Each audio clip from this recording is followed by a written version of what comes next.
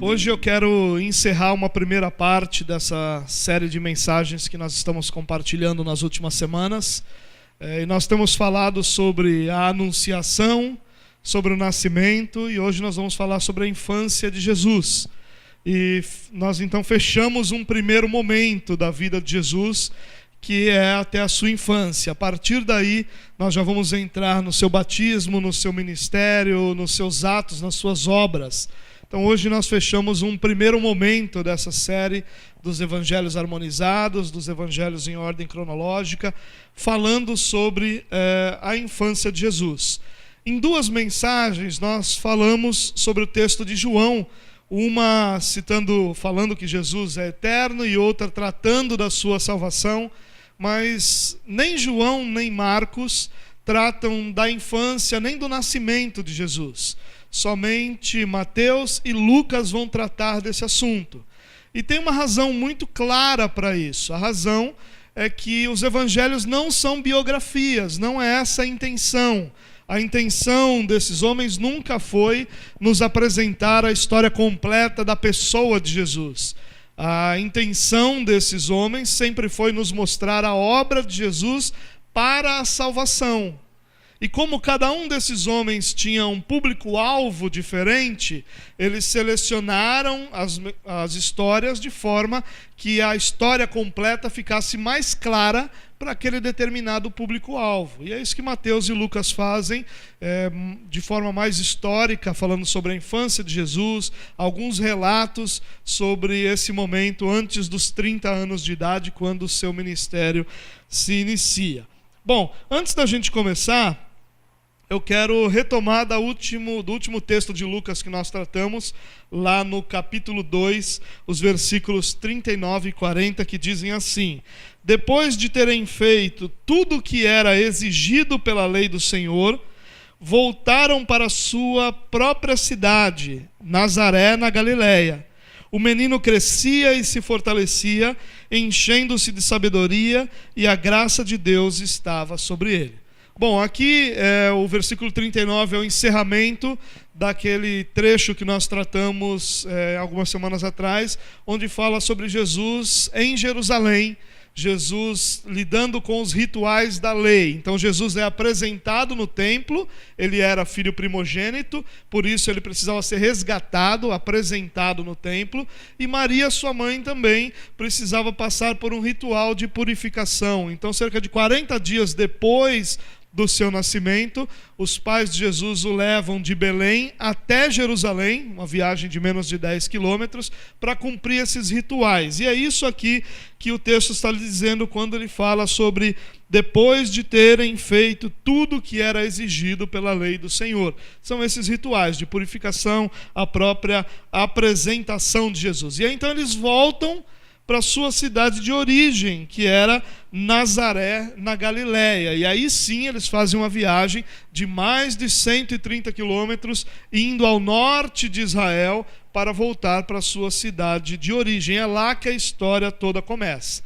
E entre essas duas informações, a informação de que Jesus vai a Jerusalém e cumpre os rituais do templo, e a informação de que ele volta para Nazaré, Mateus insere a história da fuga para o Egito.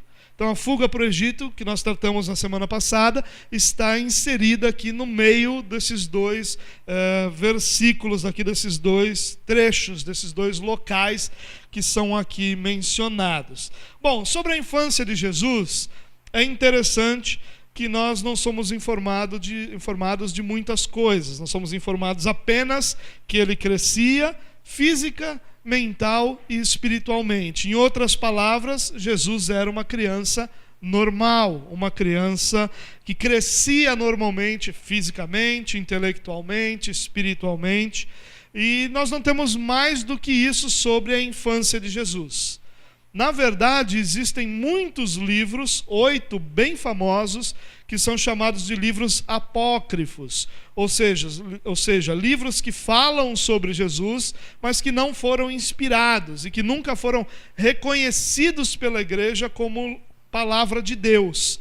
Então existem muitos deles, cerca de 140 livros apócrifos, e 8 deles em especial tratam da infância de Jesus, mas apresentam uma infância de Jesus muito problemática, um Jesus meio mimado, um Jesus meio iracundo, um Jesus que não condiz com o restante dos relatos das Escrituras. Por isso que a igreja nunca levou a sério esses livros. E por que eu estou dizendo isso, irmãos? Porque esses livros existem pela mesma razão que poderiam hoje ser escritos. A nossa curiosidade, o nosso desejo em saber aquilo que não foi revelado. Então, a grande realidade as Escrituras não nos mostram nada sobre o período entre 1 ano e 12 anos de Jesus. Essa infância até os 12 anos, nós não temos nenhum relato, nenhuma história, exceto que ele crescia fisicamente, que ele crescia intelectualmente e que ele crescia espiritualmente, como uma criança comum, como uma criança normal. Antes de nós entrarmos no texto de hoje, eu queria com você tratar um pouquinho sobre a jornada da família de Jesus. Só relembrar, porque a gente vai sair desse momento e nós vamos, a partir da semana que vem, a partir da próxima vez que nós tivermos, nos encontrarmos aqui, nós vamos começar a tratar do ministério de Jesus já adulto, já com cerca de 30 anos.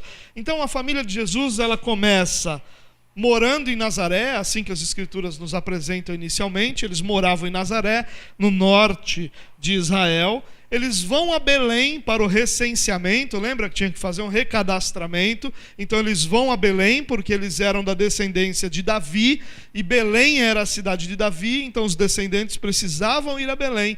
Lá Jesus nasce, e os evangelhos nos mostram a história da visita dos pastores.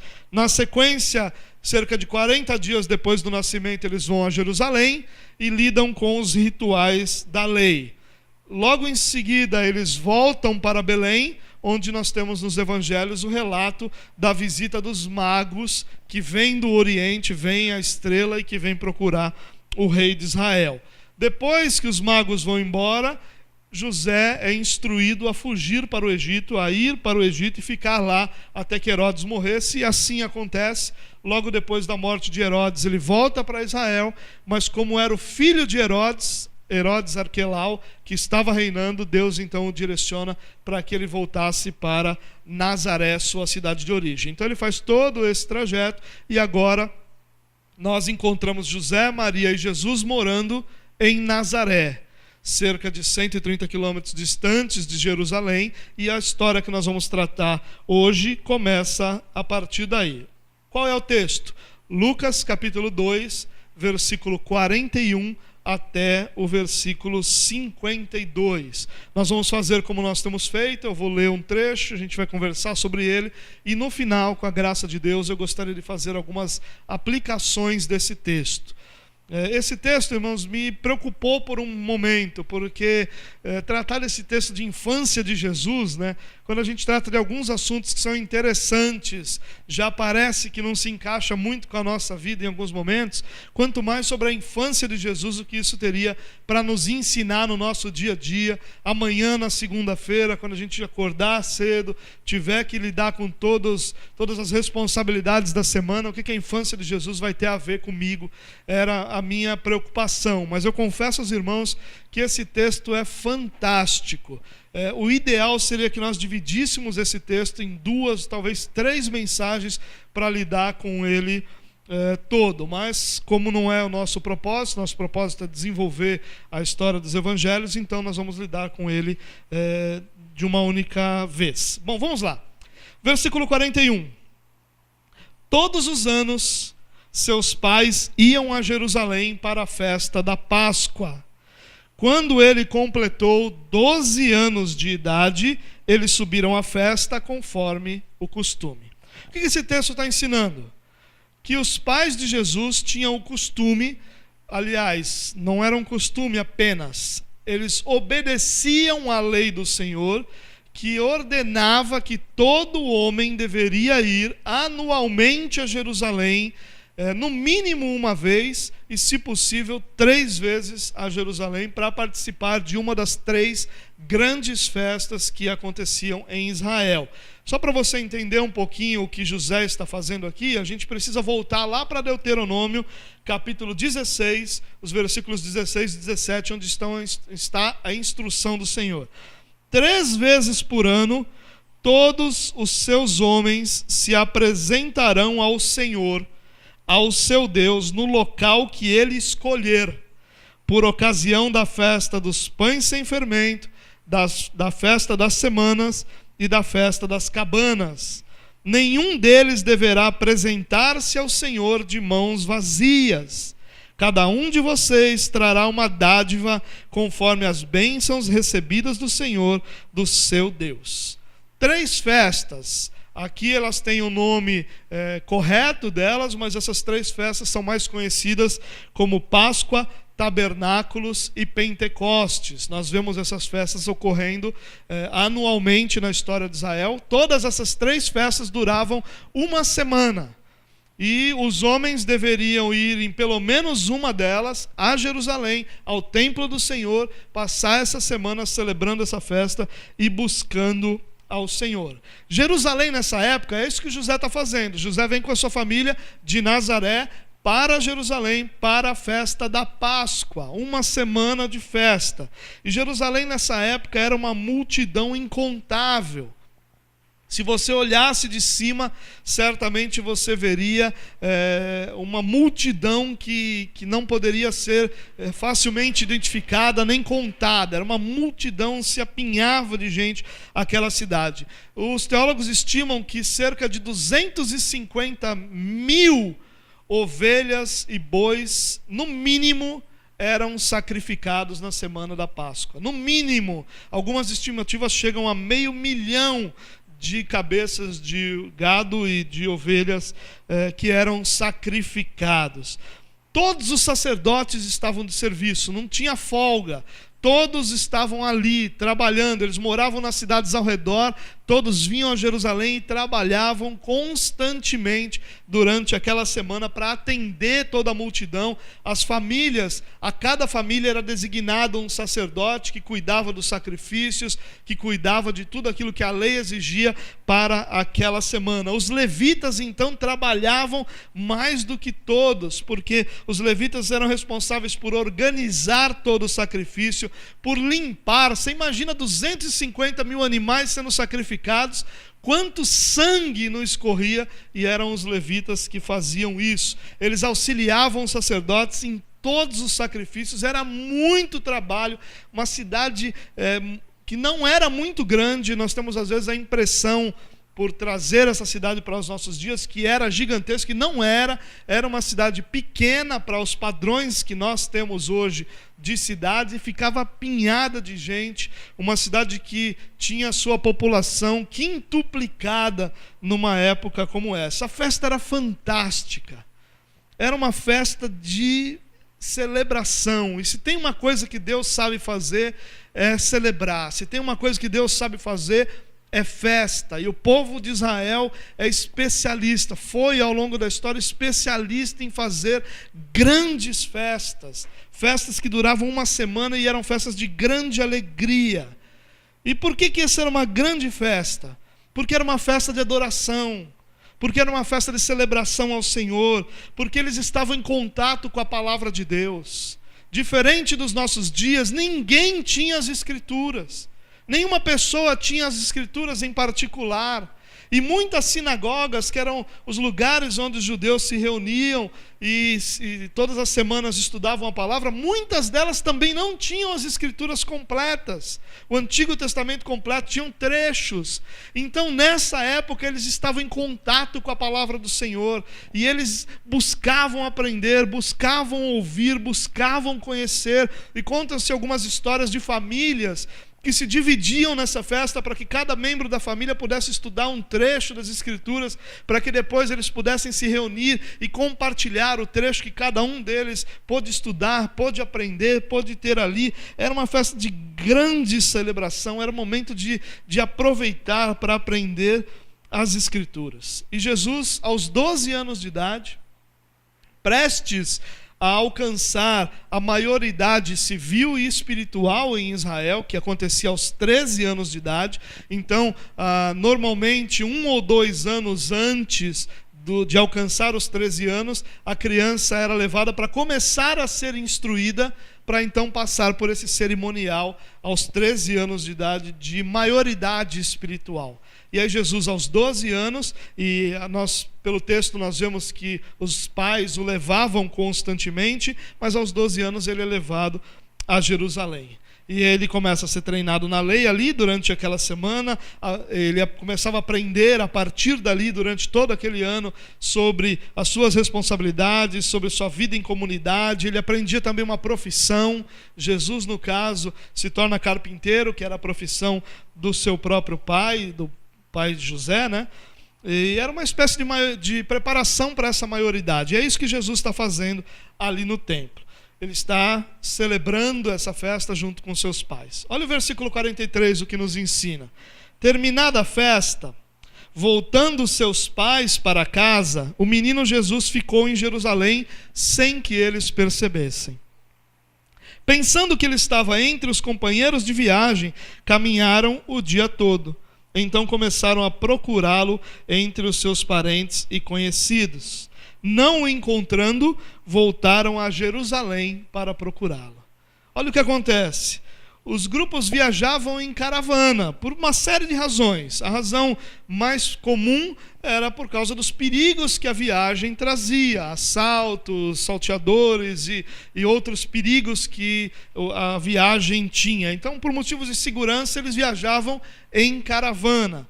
E aí os pais de Jesus estão voltando em caravana para a sua cidade, imaginando que Jesus, aos 12 anos, que sempre lhes foi obediente, sempre esteve próximo, estava com algum dos amigos de viagem. E aí eles caminham um dia todo.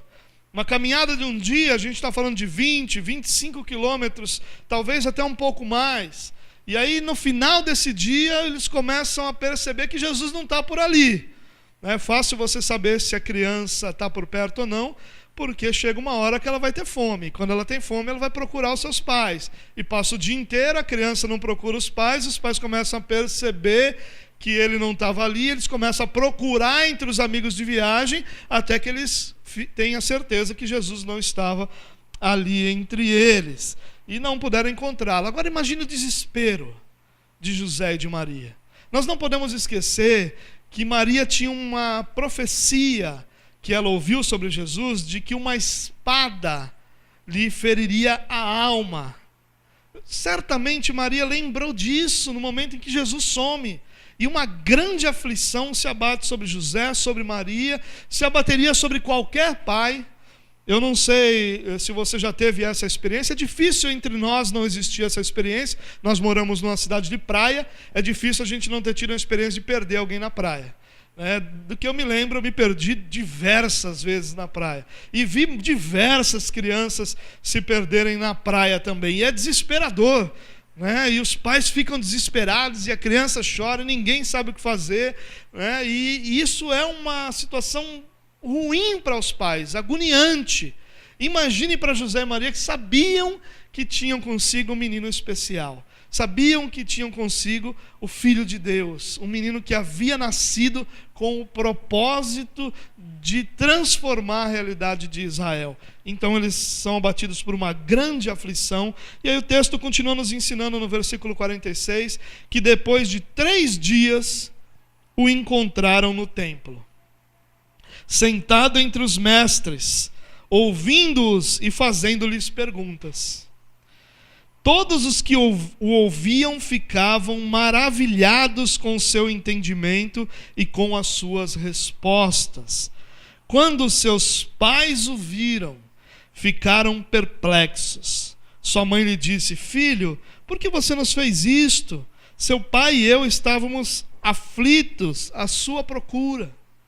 3 dias depois, nós não sabemos se 3 dias do início da viagem da volta, ou 3 dias depois que eles deram por falta. O que acontece é que passou um tempo de 3 dias até que eles encontram Jesus. E onde ele está? No templo. E no templo aqui não significa dentro do templo, mas significa num anexo. ou num dos anexos que o templo tinha, uns puxadinhos do templo, onde os mestres da lei ensinavam, principalmente durante essas semanas de festa, eles instruíam os peregrinos. E Jesus está lá, perguntando para os mestres da lei, conversando sobre eles, e todo mundo maravilhado pelo conhecimento, pela sabedoria, pela capacidade que Jesus tinha de lidar com tudo aquilo. Todo mundo maravilhado, e seus pais ficam perplexos. E Maria vai a Jesus e faz com que ele saiba que ela tinha ficado aflita, que ela tinha ficado preocupada, ela e seu pai. E é interessante que nesse relato aqui a gente encontra um costume em Israel. Os rabinos, os principais mestres da lei, durante as semanas de festa, eles dedicavam seu tempo ao povo, para ensinar o povo, para mostrar ao povo a lei, para trazer ao povo conhecimento da lei. E eles faziam isso normalmente, quase que sempre, em forma de catecismo. O que é o catecismo? O catecismo é uma instrução que é feita através de perguntas e respostas. E era assim que a instrução era feita nessa época em Israel. E Jesus está, sim, lidando com os mestres da lei em forma de catecismo. Ele está perguntando, os mestres da lei estão perguntando, ele está respondendo, ele está ouvindo respostas. A gente não tem a menor ideia de quais são os temas tratados, possivelmente temas que depois voltam à pauta ao longo do ministério de Jesus, mas em forma de catecismo Jesus está conversando com os mestres da lei. E aí ela diz para Jesus: filho, por que você fez isso? Seu pai e eu estávamos preocupados com você. E olha a resposta de Jesus no versículo 49. Jesus então pergunta: por que vocês estavam me procurando? Não sabiam que eu devia estar na casa de meu pai? Mas eles não compreenderam o que ele lhes dizia. A resposta de Jesus é interessante. É como se Jesus dissesse o seguinte: eu não entendi por que vocês precisaram me procurar. Onde mais eu poderia estar, senão cuidando das coisas do meu pai? Mas os seus pais não entendem. Não entendem, e é fácil a gente compreender por que eles não entendem. Primeiro que Jesus usa a expressão meu pai. Essa expressão não tem paralelo dentre a realidade dos religiosos em Israel. Ninguém usava essa expressão. E Jesus está se identificando como alguém que está no lugar cuidando das coisas do seu pai. E questiona os seus pais dizendo: por que vocês estão me procurando? Onde mais eu poderia estar? Olha que interessante, Jesus aqui nos mostra uma consciência aos 12 anos de idade de quem ele era. Essa consciência messiânica, essa consciência que Jesus tem de quem ele era, de qual era a sua missão e daquilo que ele veio fazer. Mas também nos chama a atenção o fato de José e Maria não entenderem. Eles não entendem. José e Maria são pais comuns, como os que nós tivemos, como o que você é. Tem suas qualidades e tem também suas limitações. E eles não compreendem aquilo que Jesus fala para eles. E é fácil de não compreender, como eu já disse. Mas seguindo adiante, o versículo 51 diz assim: então foi com eles para Nazaré, ou seja, Jesus então deixa aquele espaço, deixa aquele local. E um detalhe interessante: a festa já tinha acabado. E Jesus permaneceu mais 3 dias com os rabinos. E os rabinos estavam lá ensinando por mais 3 dias. E tudo isso se movimenta por uma única razão: Deus estava lá. A festa tinha acabado, mas Deus estava lá. Jesus estava lá. Deus encarnado estava lá. E isso manteve toda essa realidade que deveria ter terminado. Os rabinos deveriam ter voltado para os seus estudos, voltado para as suas salas de aula, voltado para as suas escolas que formariam novos rabinos. Mas não, eles estavam ali, nesse anexo do templo, nesse alpendre do templo, ensinando, sendo ouvidos por Jesus e ouvindo Jesus também. Deus manteve aquilo funcionando e Jesus então faz com que todo mundo fique maravilhado com aquilo. Bom, versículo 51. Então foi com eles para Nazaré, ou seja, eles saem de Jerusalém mais uma vez e voltam para Nazaré. E era-lhes obediente. Jesus não ficou no templo por desobediência ou por qualquer outra razão, senão realmente para cuidar dos negócios do seu pai. Mas ele lhes era obediente. Jesus era submisso aos seus pais. Sua mãe, porém, guardava todas essas coisas em seu coração. Jesus ia crescendo em sabedoria, estatura e graça diante de Deus e diante dos homens. Bom, a família volta para Nazaré e Jesus, que é o próprio Deus encarnado, era submisso aos seus pais por amor a nós, por amor ao Pai, para que Deus fosse então glorificado. Maria guardava tudo em seu coração, e isso significa que Maria não entendia tudo, que Maria não estava compreendendo tudo o que estava acontecendo, mas ela refletia sobre isso. A ideia do guardar é a ideia do refletir sobre isso, é a ideia do pensar sobre isso, é a ideia do buscar esclarecimento sobre isso, compreender tão grande privilégio, tão grande realidade que ela estava vendo e vivendo. E aí o relato termina, cobre mais 18 anos, com uma simples frase: ele vai crescendo física, mental e espiritualmente diante de Deus e diante dos homens. Em outras palavras, a infância de Jesus foi a infância de uma criança normal. Mas, ao mesmo tempo, ele tinha plena consciência que ele não era uma criança normal. Ele tinha plena consciência que ele era o Messias, da sua natureza messiânica, da sua missão, da realidade da sua vida diante dos homens, mas ao mesmo tempo, como uma criança normal, ele era submisso aos seus pais, ele caminhava com os seus pais, ainda que seus pais nem compreendessem todas as coisas, ele estava ali junto com os seus pais em todas as coisas. Eu quero extrair dessa história algumas aplicações. E eu separei um tempinho maior para a gente falar sobre as aplicações do que o normal, exatamente porque eu acho que existem aplicações fantásticas para a nossa vida aqui. E eu separei 5 delas para a gente conversar e para compartilhar com vocês. Eu queria muito que você pudesse abrir teu coração, ouvir essas coisas que eu estou falando, e fazer como talvez Maria fez, né? Guardar no coração, refletir sobre isso, levar isso para casa, porque eu tenho certeza que são lições que vão ser muito valiosas para todos nós aqui. Primeira dessas aplicações: há um custo em servir, ou há um custo no servir ao Senhor. Preste atenção nisso. A viagem de Nazaré para Jerusalém era longa, era cansativa, cerca de 130 quilômetros a pé ou numa montaria de um jegue, de um jumento, nada confortável.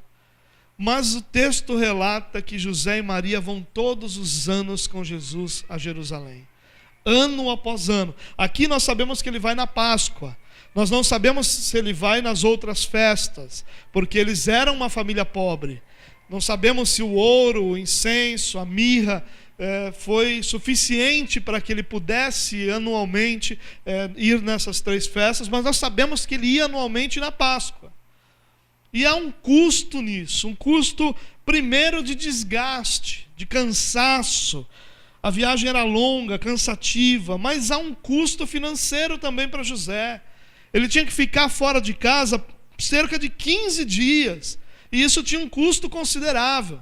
Naquela sociedade, você não trabalhava, você não recebia. Não tinham direitos como nós temos muitos deles entre nós hoje.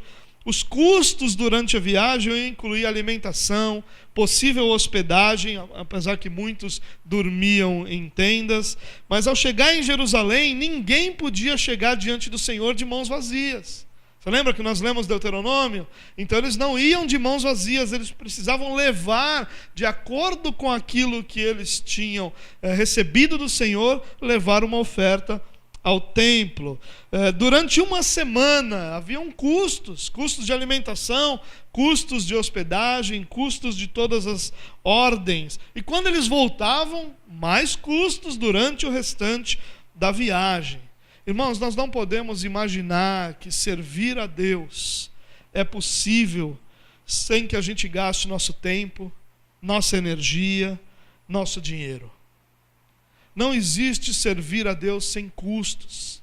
Eu sei que é isso que nós buscamos muitas vezes, que nós possamos servir ao Senhor sem que isso nos custe muito, que isso se encaixe dentro da nossa agenda, se encaixe dentro das nossas energias, se encaixe dentro das nossas finanças, mas a verdade é que nem sempre se encaixa. Servir ao Senhor envolve custos de todas as ordens, não só dinheiro. E talvez dinheiro nem seja o mais pesado. Envolve custo de energia, custo de nós termos compromissos, estarmos comprometidos. Não dá para a gente imaginar o servir ao Senhor sem que isso seja, de alguma forma, um esforço sobre nossa vida. Mas o mais interessante é que José e Maria não enxergavam isso como um fardo, como muitas pessoas enxergam nos nossos dias. Eles enxergavam isso como um privilégio. Não era um fardo para eles, e não é um fardo para nós. Só é um fardo para aqueles que não compreenderam quão grandioso é o chamado de servir ao Senhor. Somente aqueles que ainda não compreenderam que grande privilégio é sermos chamados pelo Senhor para proclamar a sua verdade, para proclamar o seu evangelho, para anunciar as boas novas, só essas pessoas consideram um fardo. Para aqueles que conseguem enxergar com grandes coisas Deus tem feito entre nós, não é um fardo, é um privilégio. Vai nos desgastar, vai nos cansar, vai gastar o nosso dinheiro, vai gastar a nossa energia, mas vai ser o tempo todo um privilégio. O privilégio de servirmos a Deus, o privilégio de colocarmos a nossa vida à disposição do Senhor, o privilégio de caminhar diante da obra que Deus está fazendo na humanidade. Há um custo, mas ao mesmo tempo há um grande privilégio em servirmos ao Senhor. Guarde isso no seu coração, meu irmão. Não dá para servirmos ao Senhor no tempo livre, nas horas vagas, quando o dinheiro está sobrando, ou quando nós estamos descansados. Ao contrário disso, servir ao Senhor é desgastante mesmo. Servir ao Senhor é custoso mesmo. Nosso dinheiro vai embora, nossa energia vai embora, nosso tempo vai embora, mas nós fazemos tudo isso para a glória de Deus. Nós somos participantes de algo que Deus está fazendo e que vai durar por toda a eternidade. Nós não estamos construindo algo que vai passar. Nós não estamos construindo algo que vai se desfazer, que a ferrugem vai comer. Nós estamos edificando o reino eterno de Deus. Isso é um grande privilégio para nós, isso é um grande presente de Deus para nós. Pessoas limitadas como eram José e Maria, pessoas fracas como eram José e Maria, pessoas pobres como eram José e Maria. É um privilégio para nós servirmos ao Senhor, é um privilégio para nós, ainda que haja um custo. Esse custo nunca vai superar a grande alegria e o grande privilégio que nós temos em servir ao Senhor. Segunda aplicação: há um limite na palavra de Deus. E eu não estou querendo ser sensacionalista ao usar esse termo, né? Limite na palavra de Deus, mas eu queria usar um termo que você pudesse gravar. Há um limite na palavra de Deus. E o limite da palavra de Deus é exatamente onde Deus parou de se revelar à humanidade. O limite é onde a revelação para. Nós não temos histórias sobre a infância de Jesus. E aí então nós ficamos todos curiosos, buscando histórias. E aí nós lemos dezenas delas nesses livros apócrifos e queremos saber. E é muito raro alguém que nunca me perguntou sobre a infância, alguém que, conversando sobre esse tema, não perguntou o que aconteceu, o que será que aconteceu, que não tem alguma ideia do que Jesus tenha feito. Alguns imaginam que Jesus foi uma criança normal, outros imaginam que Jesus fazia milagres, outros imaginam Jesus lá orando, buscando o Pai o tempo todo. Cada um cria a sua história da infância de Jesus, mas a verdade é que nós não precisamos dessa história. A história que nós precisamos é aquela que está revelada. Há uma frase, uma expressão muito comum na teologia que é: onde a Bíblia se cala, nós nos calamos também. Onde a Bíblia está em silêncio, nós estamos em silêncio também. Nós precisamos tomar todo o cuidado do mundo, irmãos, para não buscar no texto aquilo que o texto não está ensinando. Nós precisamos tomar todo o cuidado do mundo para nós não ficarmos distraídos com detalhes que não são claros e perdermos o todo da grande revelação da maravilhosa obra de Cristo sobre nossas vidas. Nós temos que entender que a Bíblia vai até onde Deus entendeu que nós precisamos saber. A partir dali nós não temos a resposta. E nós, quando não temos a resposta, nós louvamos a Deus. Porque aquilo que nos é necessário para conhecimento de Deus e da salvação, nós temos revelado nas Escrituras. Quando você lê qualquer um desses catecismos históricos que nós temos, você vai sempre encontrar, quando a pergunta fala sobre as Escrituras, ela vai dizer que a Escritura é suficiente para que a gente saiba tudo o que é necessário para a salvação e para o viver cristão. O que isso significa? Que o que está revelado é suficiente. Nós não precisamos do que não está escrito. Nós não necessitamos daquilo que não nos foi dado. Nós não precisamos conhecer detalhes que não são claros, porque o que nós temos claramente nos é suficiente para que a gente conheça Cristo, caminhe com Cristo e alcance a salvação em Cristo Jesus. Então, cuidado para não se distrair nisso. Cuidado para não perder tempo enredado nessas questões de o que aconteceu aos 12 anos, aos 13, se Jesus fez isso e fez aquilo, se Jesus ressuscitou morto ou não, se Jesus fez um passarinho de barro, soprou e o passarinho voou. Muitas histórias existem, mas nenhuma delas nos é necessária. O que nos é necessário é aquilo que está revelado. O limite da palavra de Deus é onde Deus para de falar, nós paramos de ouvir. Onde Jesus para de ensinar, nós paramos de aprender. Porque a palavra de Deus é suficiente para que a gente conheça tudo aquilo sobre Deus. Os apócrifos, eles são uma tentativa de responder às perguntas que não são respondidas pelas Escrituras. E muitas vezes são essas as perguntas que nós estamos fazendo, ao invés das perguntas corretas. Sobre como é que eu caminho com Cristo, como eu me relaciono com Ele, o que eu aprendo dele. Às vezes nós estamos preocupados com as respostas que não são dadas. E os apócrifos preenchem essa lacuna. E os apócrifos mostram um Jesus diferente daquele que os livros inspirados mostram. Ele mostra um Jesus mimado, um Jesus exibido, um Jesus maldoso. Ele fica bravo um dia com o professor, ele mata o professor. Aí depois ele se arrepende, vai lá e ressuscita o professor. Está num dos livros apócrifos isso. Né? Uma vez um menino dá uma trombada nele, ele fica bravo, mata o menino. Então esse Jesus mimado, exibido, maldoso, é o Jesus que está nos apócrifos. E nós não precisamos dessas histórias. Por quê? Porque nós temos tudo que é necessário para que a gente conheça o nosso Salvador. A gente tem tudo o que é necessário para que a gente conheça sobre a nossa salvação. E a gente tem tudo o que é necessário para que a gente saiba o que devemos fazer diante do nosso Salvador. Nós não precisamos de respostas que não são dadas. E nós não temos perguntas para fazer quando Deus está em silêncio. Onde a Bíblia abre o assunto, nós vamos.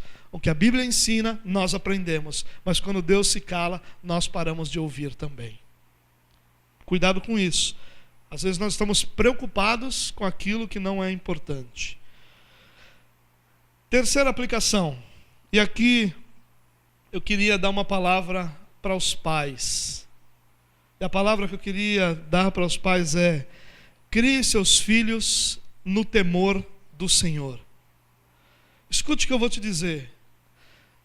Deus deu seu filho a pais realmente pobres. Mas Deus deu a Jesus pais que temiam o Senhor. José e Maria não tinham dinheiro algum para Jesus.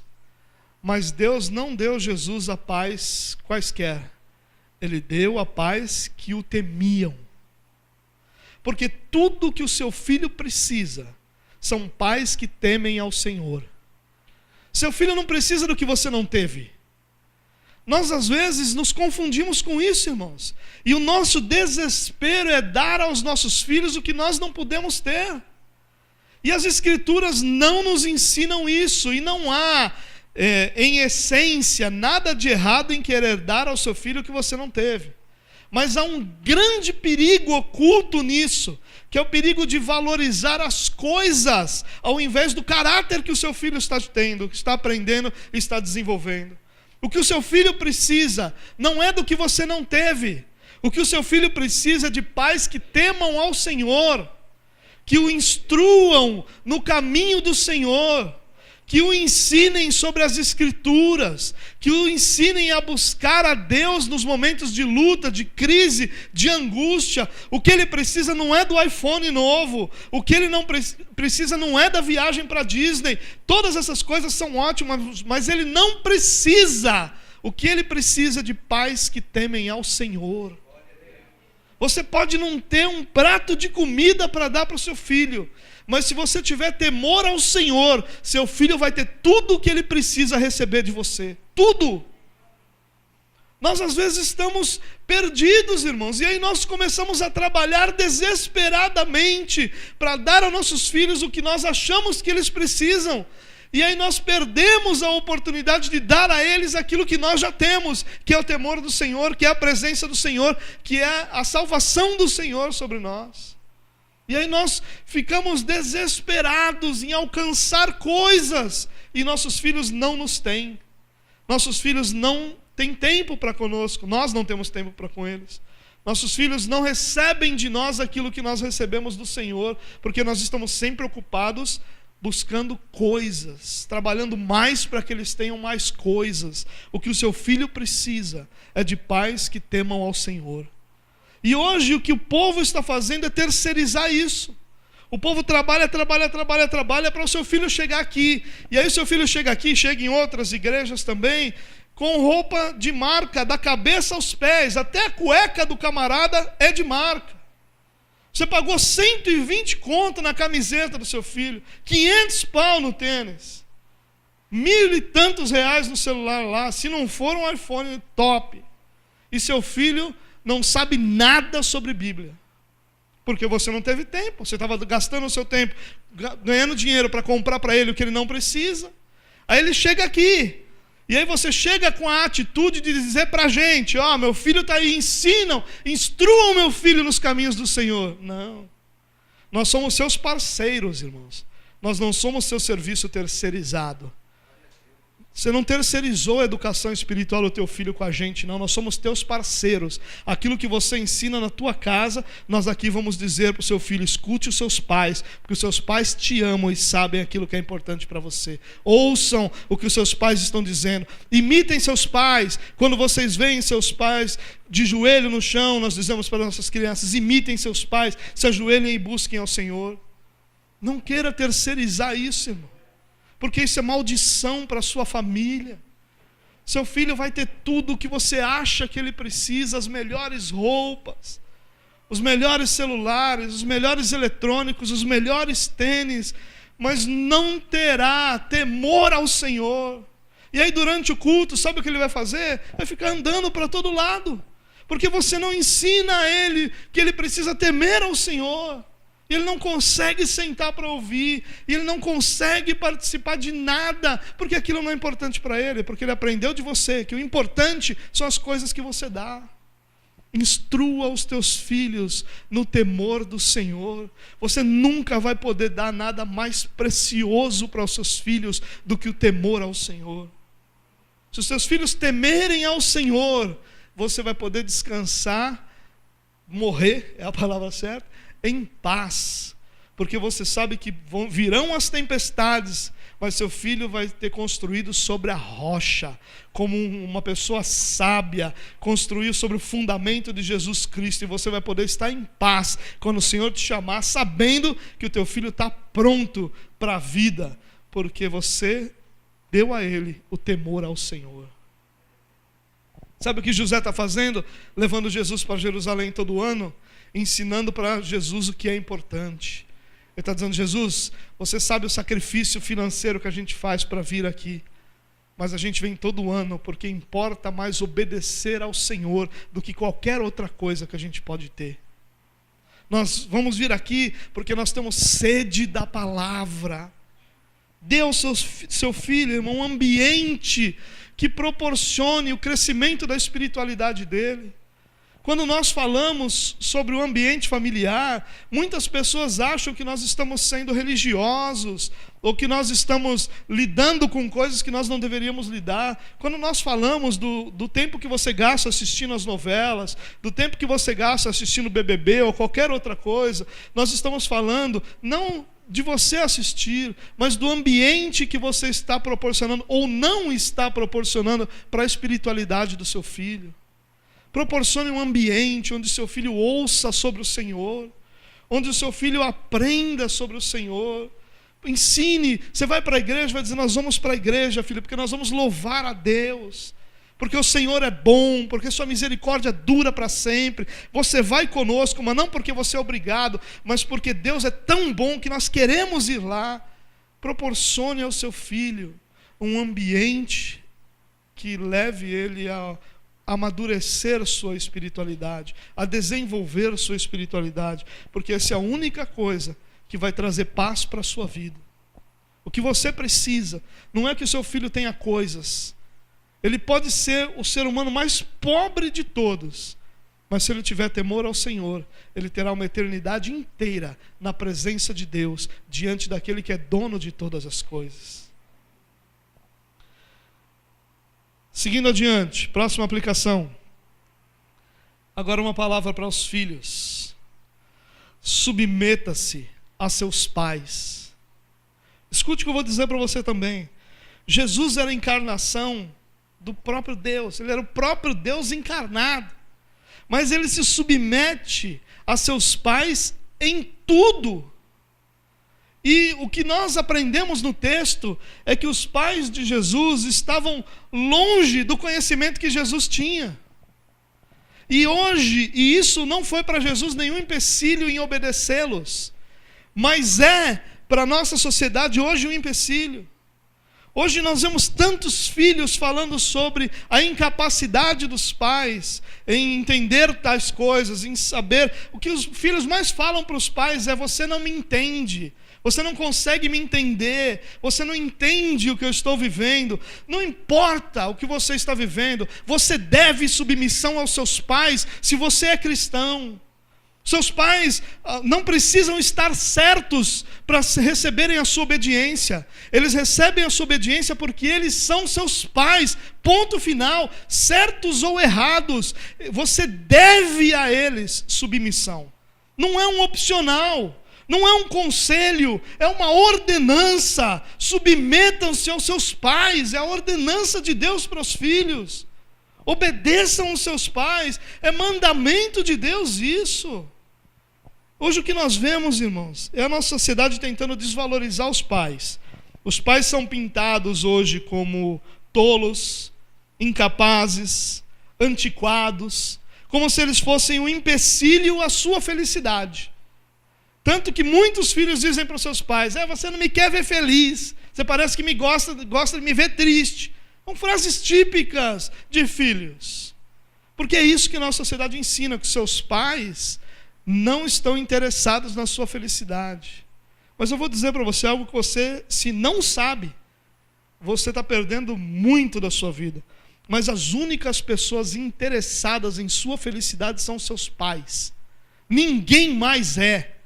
Os seus amigos não são, seus vizinhos não são, a turma da balada não é, ninguém é. Só os seus pais têm real e verdadeiro interesse por sua felicidade. É por isso que eles te dizem tantos nãos, porque eles realmente se importam com você. Por isso que eles pegam tanto no seu pé, porque eles não querem outra coisa para você senão o melhor. E a gente está sendo enganado por nossa sociedade, que mostra os nossos pais como antiquados, como tolos, como pessoas incapazes. É verdade que a sociedade mudou muito. É verdade que os nossos pais não sabem nada de tecnologia. É verdade que os nossos pais não sabem nada de muita coisa que nós vivemos. Mas isso nunca foi empecilho para que Jesus dissesse para os seus pais: vocês são tolos, vocês são incapazes, vocês não sabem o que estão dizendo. Mesmo quando as Escrituras dizem que eles nem entendiam o que Jesus estava falando, Jesus lhes era submisso. E a gente tem hoje uma geração de fedelho, que não sabe lavar uma louça, não sabe arrumar a cama, não sabe varrer a casa, querendo dizer para os seus pais o que os pais têm que fazer, querendo dizer para os seus pais como é que a vida é. Que conversa é essa, irmãos? A palavra de Deus diz que filho tem que obedecer ao pai, não diz se estiver certo. Desobedeçam os pais, ponto, acabou a história, não tem mais conversa, não tem um se, não tem um senão, não tem um porém, tem que obedecer. Se você não quer, maldição de Deus para a sua vida. Porque a promessa de Deus é para que se prolonguem os seus dias sobre a terra. Vida é fruto de submissão àqueles que o Senhor deu para cuidar de você. Porque os seus pais não são mais do que isso, são os instrumentos que Deus deu para cuidar de você, para que você fosse cuidado enquanto você vive aqui. Submeta-se aos seus pais. Em nome de Jesus, não brinque com isso, porque isso é maldição para a nossa vida. Nós temos que parar de ouvir a nossa sociedade como se nossa sociedade soubesse alguma coisa. Quem sabe é a palavra, quem sabe é o Senhor. É só a vontade dEle que é boa, perfeita e agradável. Não é da nossa sociedade, não. Nossa sociedade valoriza uma coisa hoje que não valoriza amanhã, que desvaloriza amanhã. Nossa sociedade faz com os pais. Você já viu como são hoje os casais nas novelas? O casal, o pessoal que é cool, o pessoal que é diferenciado para cima, quem é? É o cara que pega várias, é a mulher que trai o outro lá e fica com o dinheiro dos dois. E quem é o babaca da história? É o cara que vai lá, trabalha todo dia, volta para casa e ama a esposa. Esse é o babaca. O babaca dos filmes e das novelas hoje é a mãe que vai lá e se rala, soa para sustentar os filhos. Esse é o babaca, porque devia estar curtindo. Não são valores bíblicos, não. Os nossos valores bíblicos são: submeta-se aos seus pais, porque Deus é quem governa sobre todas as coisas, inclusive sobre os seus pais. Ah, mas eles estão errados. Ore, ore. A sua função é obedecer, a sua função não é julgar nada, decidir nada, saber de nada. A sua função é obedecer.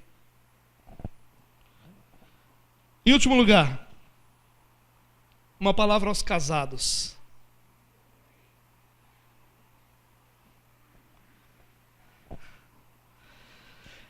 A lei exigia que apenas os homens fossem a Jerusalém. Mas Maria está presente o tempo todo. A lei dizia que só José tinha que ir. Maria não precisava ir. Jesus não precisava ir. Os rabinos ensinavam que a criança deveria ir 1 ou 2 anos, dependia do conhecimento das escrituras que ele tinha. Se fosse raso, 2 anos antes dos 13 anos, para começar a sua instrução. Se ele tivesse um bom conhecimento das escrituras, 1 ano antes, só para entender todo o processo, porque aos 13 anos ele seria reconhecido como alguém espiritualmente, uma maioridade espiritual. Aos 13 anos. Acontece até hoje entre os judeus isso. Esse ritual chama Bar Mitzvah, que ele se torna filho da lei. Ele se torna uma espécie de adulto espiritualmente, ou seja, suas responsabilidades podem ser cobradas. Agora ele tem responsabilidade de obedecer à lei. Mas Jesus não precisava ir lá todo ano, mas José leva Jesus. Maria não precisava ir ano nenhum, mas José leva Maria. Maria vai com José. E aqui tem 2 lições para nós, irmãos, para nós terminarmos esse nosso tempo juntos. Primeiro, José não deixava Maria para trás. Eu quero dizer isso aqui para os homens casados nesse lugar. Se você acha que Deus tem alguma coisa para você que vai fazer com que sua mulher fique andando lá atrás, você não entendeu nada do que Deus tem para você. Nada. Qualquer coisa que Deus faça na sua vida, Ele vai fazer na sua vida e na vida da sua esposa. O que nós mais vemos hoje é o marido andando na frente e a mulher atrás, carregando todas as tralhas da vida. É o que nós mais vemos. O que nós mais vemos é o homem tomando todas as decisões como se as consequências e repercussões daquela decisão fossem recair só sobre ele e não sobre sua esposa também. José não deixava Maria para trás. O que José queria para ele, que era estar diante de Deus, que era adorar a Deus, que era aprender da palavra, ele queria para sua esposa também. Ele não assumiu esse papel de sou eu que governo esse negócio aqui, quem manda nessa casa sou eu, e agora as coisas são assim. Irmãos, nós vemos coisas absurdas entre os cristãos. Como é que nós podemos ter um casal de cristãos, homem cristão, homem de Deus, mulher cristã, mulher de Deus, e os caras terem contas bancárias separadas, salários e dinheiro separado? Como é que nós podemos isso e imaginar que isso é algo de Deus? Não é, irmão. Não é. O que é para você, é para sua esposa também. Tem muita esposa cristã que nem sabe quanto o marido cristão ganha. Nem sabe.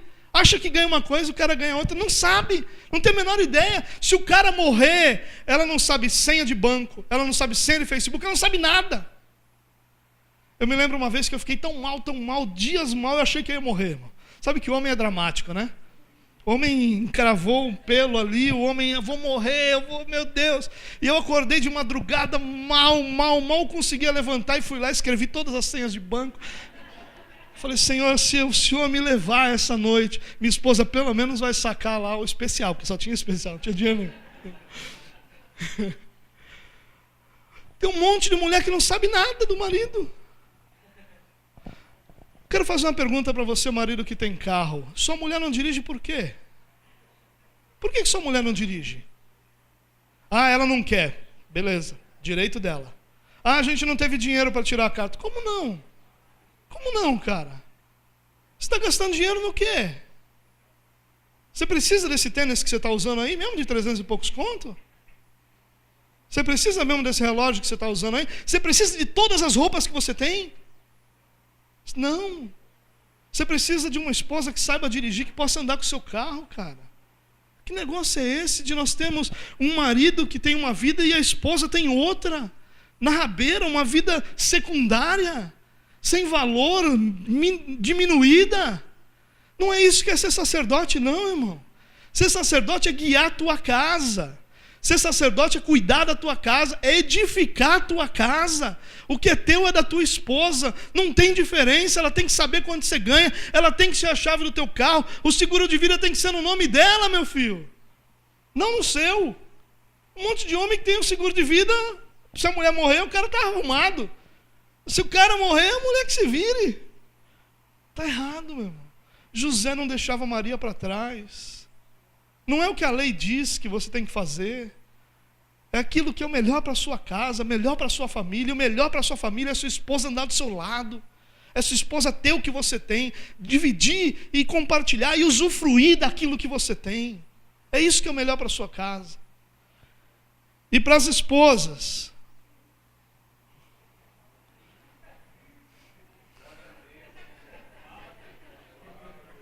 Maria acompanhava José na sua peregrinação espiritual. Escute isso, mulher. O que o seu marido faz, ele faz por direção do Senhor. Pare de perturbar o teu marido quando Deus chama ele para fazer as coisas. Rapaz, tem mulher que só Jesus na casa. Eu não vou nem usar os adjetivos que eu gostaria de usar, porque não é minha área essa aí. O palhaço é outro cara, não sou eu. O palhaço que fala de casamento é outro cara. O que eu quero dizer é sério. O que eu quero dizer é que, rapaz, é triste. Nós vemos mulheres que ao invés de dizerem para o marido, vá, meu amor, servir ao Senhor, fica lá. Hoje já vai sair de novo para a igreja?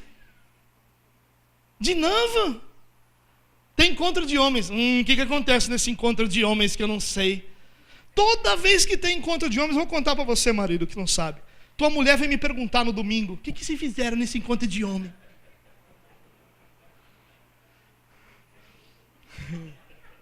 Ela vem perguntar mesmo. Mulher, em nome de Jesus, seja sábia. A mulher sábia edifica o lar. O que teu marido precisa é estar diante do Senhor.